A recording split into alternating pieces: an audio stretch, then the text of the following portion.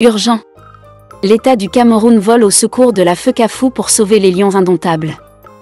L'État du Cameroun vient de décider de s'acquitter en lieu et place de la FECAFOU, de la dette d'un montant de 1 212 336 810 de francs CFA, consécutive à la condamnation prononcée contre la Fédération camerounaise de football, FECAFOU, par la Chambre du statut du joueur de la FIFA, le Tribunal arbitral du sport de Lausanne, TAS, et le tribunal fédéral suisse relativement à la rupture abusive du contrat de M. Antonio Conceição.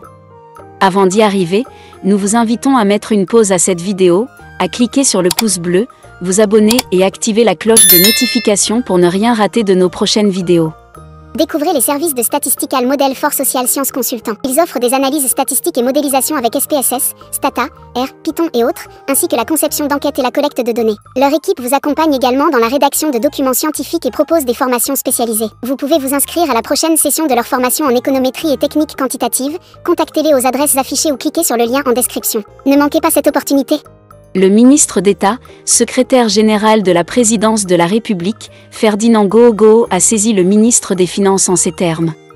Faisant suite à l'objet visé en marge, menace de suspension du Cameroun des compétitions de la FIFA et de la CAF, j'ai l'honneur de vous demander de bien vouloir procéder en urgence au paiement de la somme de 1 850 895,89 €, soit environ 1 212 336 810 de francs CFA à M. Antonio Conceição, ex-entraîneur sélectionneur des Lions indomptables, à la suite de la résiliation de son contrat de travail par la Fédération camerounaise de football, FECAFOU.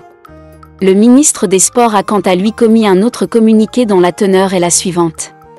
Il est porté à la connaissance de l'opinion publique que, dans l'optique de la préservation de l'image de marque du football camerounais et face aux menaces de suspension du Cameroun des compétitions FIFA et CAF, l'État a choisi de se substituer à la FECAFOU dans l'affaire l'opposant à l'ex-entraîneur sélectionneur des Lions indomptables, M. Antonio Conceição da Silva Oliveira, grâce à la haute sollicitude du président de la République, à l'égard du sport en général et des Lions indomptables en particulier.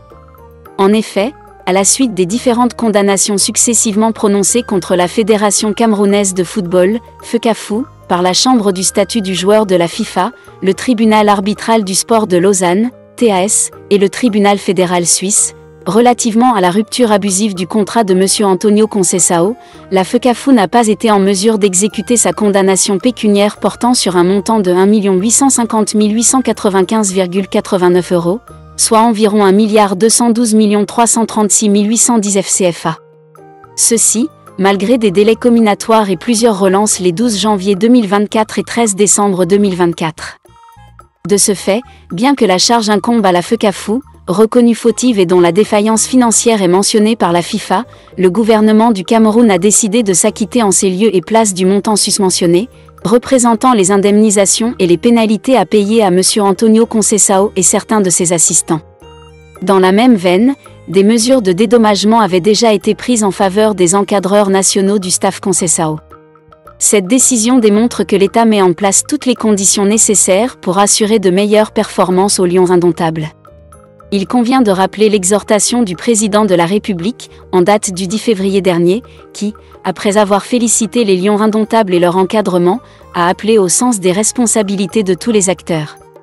En tout état de cause, au regard des moyens financiers colossaux déjà investis par l'État dans le football camerounais, comme le rappelait le chef de l'État dans son discours du 10 février 2024, la FECAFOU est invitée à une gestion plus responsable de ses relations avec les encadreurs. Elle doit éviter à l'avenir toute décision précipitée et impulsive, susceptible d'affecter négativement l'image du pays et d'engendrer des dépenses inutiles pour le trésor public, dans un contexte de rareté des ressources financières. Yaoundé, le 21 février 2025, le chef de la cellule de communication, Gabriel Nloga, journaliste principal hors échelle.